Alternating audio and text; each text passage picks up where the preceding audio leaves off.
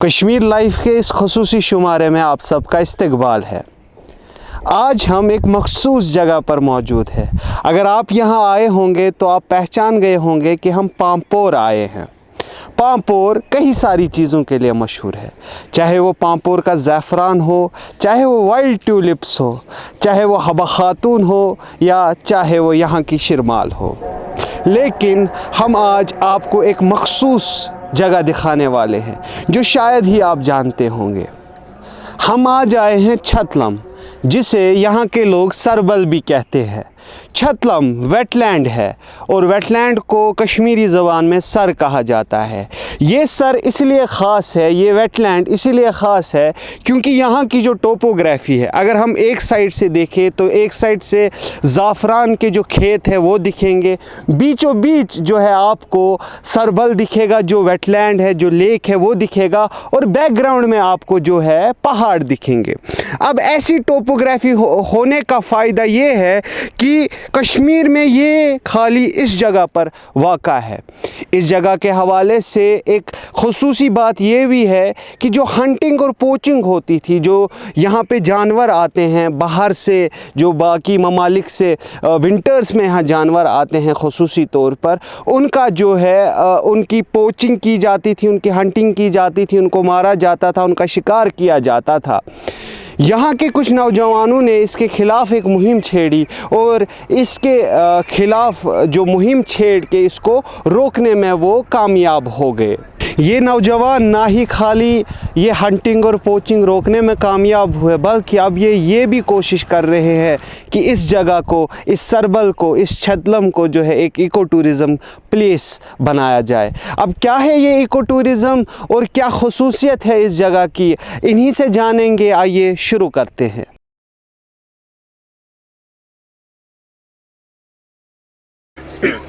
तो मेरे साथ एक भाई जुड़ चुके हैं। सबसे पहले इनका नाम जानना चाहेंगे।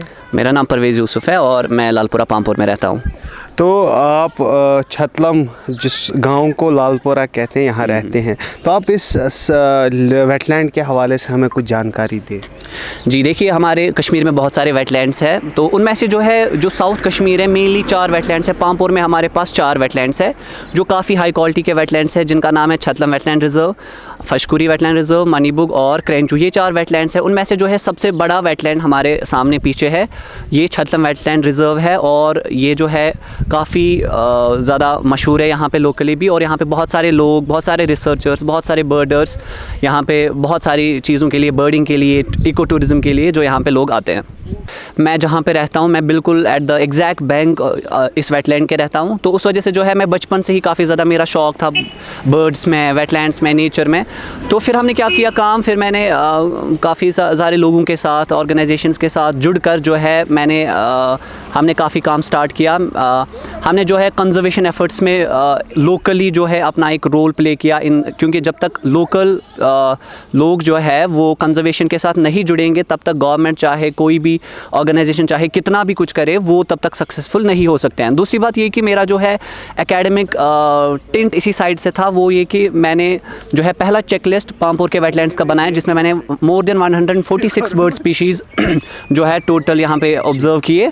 और उसी के साथ साथ हम उन सारी बर्ड स्पीशीज़ के बारे में लोगों को बताते हैं, स्कूल के बच्चों को बताते हैं। हम एक प्रॉपर तरीके से रिसर्च करते हैं इन बर्ड्स पे, इनके हैबिटेट पे, और ये कब आ रहे हैं, क्या आ रहे हैं, ब्रीड कर रहे हैं। तो हर एक टेक्निकल चीज़, हम दोनों चीज़ों में जा रहे हैं, टेक्निकल भी और नॉन टेक्निकल भी। टेक्निकल में हमारा साइंटिफिक रिसर्च आता है, बर्ड का साइंटिफिक नाम क्या है, इसका कश्मीरी नाम क्या है, इसका लोकल या से इसका डोगरी नेम, लद्दाखी नेम क्या है। उसके साथ साथ हम इसका नॉन टेक्निकल चीज़ों में ऐसे रोल प्ले करते हैं कि हम लोगों को, जिनको अभी नहीं पता है कि वेटलैंड्स की इंपॉर्टेंस क्या है, बर्ड्स की इंपॉर्टेंस क्या है, ये कहाँ कहाँ से यहाँ पे माइग्रेशन करके आते हैं, और कितनी सारी स्पीशीज़ है, क्या डिफरेंस है, कैसे हम डिफ्रेंशिएट करें, वो सारी चीज़ें भी एज लोकल एक्सपर्ट्स जो है हम लोगों को सिखाते हैं और बताते हैं। पहले ज़माने में क्या होता था, जब जानवर यहाँ आते थे, बर्ड्स यहाँ आते थे, तो उनका शिकार किया जाता था। तो उस हवाले से आप हमें बताइए, वो रोकने में आप कैसे कामयाब हुए? देखिए, मैंने जो कहा, मैं पहले लोकल हूँ यहाँ पे, तो हमारी नज़र रहती है वेटलैंड पे, तो मुझे खिड़की खोलनी पड़ती है और सारी नज़र जो है वेटलैंड पे रहती है। तो इससे क्या होता है, एक तो लोकल्स मेनली जब हम देखते हैं, लोकल्स ही ज़्यादा पोचिंग करते हैं वेटलैंड्स के इर्द गिर्द। यहाँ पे लोकल्स कंजर्वेशन एफर्ट्स में ज़्यादा रोल प्ले कर रहे हैं रादर देन कि वो पोच करें, पहली बात। दूसरी बात ये कि अगर कोई पोचर आए भी, वो कोशिश करेगा पोच करने की, बर्ड्स को कोई नुकसान पहुँचाने की, तो हम एज अ लोकल लोग जो है यहाँ पे नज़र रखते हैं, एंड जो अथॉरिटीज़ होती है फिर वाइल्ड लाइफ डिपार्टमेंट के, हम उनको इन्फॉर्म कर देते हैं कि फ़लानी जगह पे ऐसे से सपोज़ अगर कहीं पे गन शॉट हुआ, कहीं पे किसी ने ट्रैप लगाया हुआ है, तो हम वो जो इन्फॉर्मेशन जो है फॉरवर्ड कर देते हैं। तो हमारा एक कॉम्प्लेक्स रोल हम प्ले करते हैं overall for the conservation of wild life, for the conservation of birds, for the conservation of these wetlands behind us. एक टर्म हमें सुनने को मिली, शायद ही लोग अभी जानते होंगे कि क्योंकि टूरिज़म से मुंसलिक कश्मीर के काफ़ी सारे लोग, एक बड़ा तबका है जो टूरिज़म से मुंसलिक है, लेकिन इको टूरिज़म को कोई नहीं जानता। तो ये भी हमें सुनने को आया और हमने देखा भी कि आप कोशिश कर रहे हैं कि इस जगह को हम कंप्लीट इको टूरिज़म एक लोकेशन बनाए, एक डेस्टिनेशन बनाए। तो उस हवाले से आप हमें बताइए कि पहले कि इको टूरिज़म होता क्या है और आप क्यों चाहते हो कि ये जगह इको टूरिज़म प्लेस बने। देखिए, जब हम वेटलैंड्स की यहाँ पे बात करते हैं तो उसमें इको टूरिज़म का एक बहुत बड़ा एक इम्पॉर्टेंट फैक्टर ये भी है इको टूरिज़म का। तो इको टूरिज़म ये तो खुद ही एक्सप्लेन कर रहा है, सेल्फ एक्सप्लेनेटरी है। इको मतलब इकोलॉजी, एनवायरनमेंट, टूरिज़म मतलब टूरिज़म। तो जो हमारा कन्वेंशनल टूरिज़म हो रहा है उससे जो है काफ़ी ज़्यादा नुकसान पहुँच रहा है एनवायरनमेंट को, प्रॉब्लम्स हो रही है, लोग ट्रैश फेंक रहे हैं, वो गंदा कर रहे हैं माहौल को अपने मज़े के साथ। लेकिन हम चाहते हैं कि लोग एन्जॉय भी करें नेचर की चीज़ों, क्योंकि अभी जो है ज़्यादा लोग नेचर की तरफ आ रहे हैं, ज़्यादा लोग नेचर की तरफ जो है अट्रैक्ट हो रहे हैं। हम चाह रहे हैं कि जो लोग यहाँ पे आए वो एक तो नेचुरल टूरिज़म को एन्जॉय भी करे और दूसरे और साथ में जो है एनवायरनमेंट को बचाने के साथ एक इम्पॉर्टेंट रोल प्ले करे। और उससे क्या होगा, उससे दो फ़ायदे होंगे, एक तो लोग आएंगे वो भी एन्जॉय करेंगे, दूसरा जो यहाँ पे लोकल मासेस होंगे वो काफ़ी ज़्यादा उनका जो है उससे एम्प्लॉयमेंट उनको मिल सकता है थोड़ा सा ही, अगर वो कमाना स्टार्ट करेंगे तो उससे लोकल लोग भी खुश रहेंगे, तो वो और ज़्यादा कंजर्वेशन एफर्ट्स में और ज़्यादा इस वेटलैंड को बचाने की कोशिश करेंगे।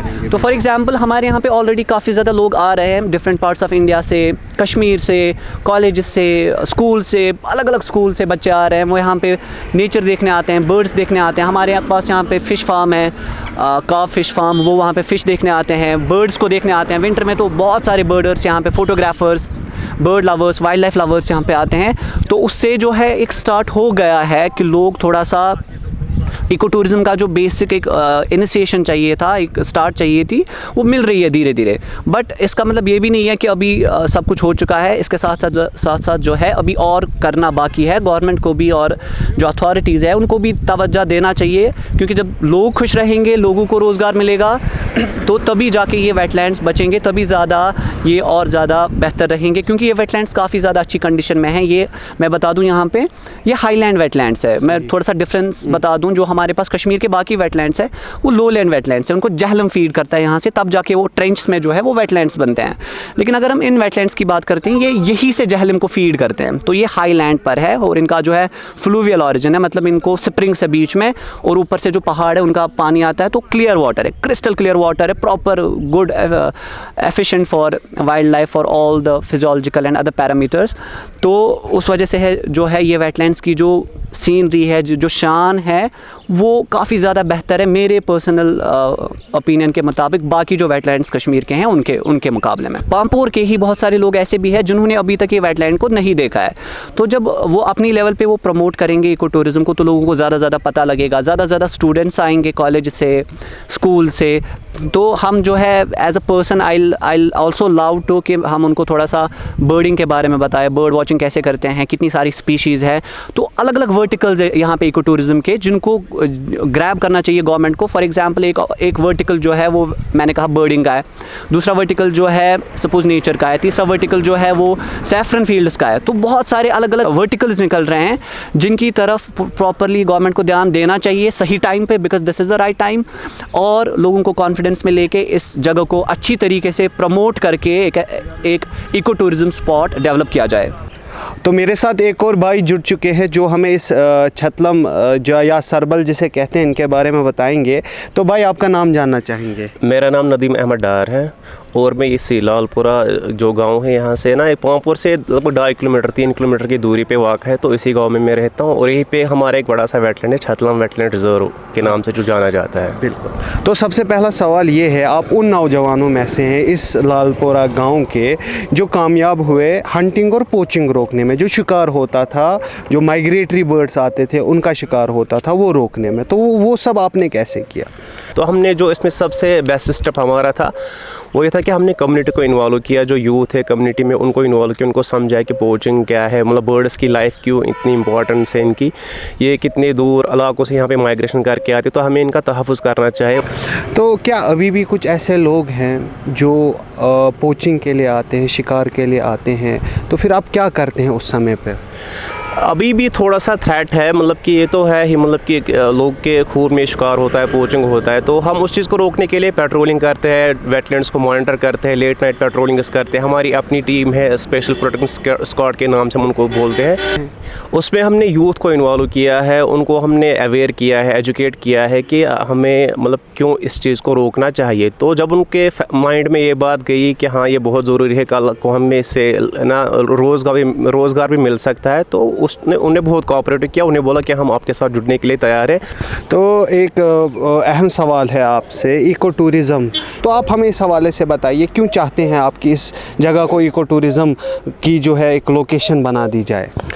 क्योंकि यहाँ का आप देखेंगे मतलब कि जो बायोडाइवर्सिटी यहाँ पे, यहाँ का जो लैंडस्केप है, देखो आपको सैफरन कैरावास है और आपको नीचे से वेटलैंड है, मतलब कि ये जो एक कॉम्बिनेशन है इकोसिस्टम का, ये बहुत ही बढ़िया है। अगर हम इसको इको टूरिज़म के मैप पे लाते हैं तो वो बहुत अच्छा रहेगा, क्योंकि एक तो ये सस्टेन भी रहेगा, लोग को मतलब कि एक अच्छी जगह सुकून सी वाली जगह मिलेगी और लोग एंजॉय करेंगे कि उतना आर्टिफिशियल नहीं है, उतना इंफ्रास्ट्रक्चर नहीं है, बिल्कुल नेचुरल सेटिंग में है। और ये तो ऊपर वाले ने कर्म किया है कि उसने इस चीज़ को यहाँ पे ऐसे ही डेवलप किया है, तो हम चाहते हैं कि इसको ऐसे ही हम रखें, ऐसे ही सस्टेनेबल टूरिज़्म या इको टूरिज़्म पे ले जाए ताकि ये ऐसे ही सस्टेन रहे। तो ये थे कुछ नौजवान छतलम इलाके से, या जिस गांव को लालपुरा भी कहते हैं इस इलाके से। ज़ाहिर है इनसे हमने कहीं सारी चीज़ें जानी, आपने भी जानी ही होंगी।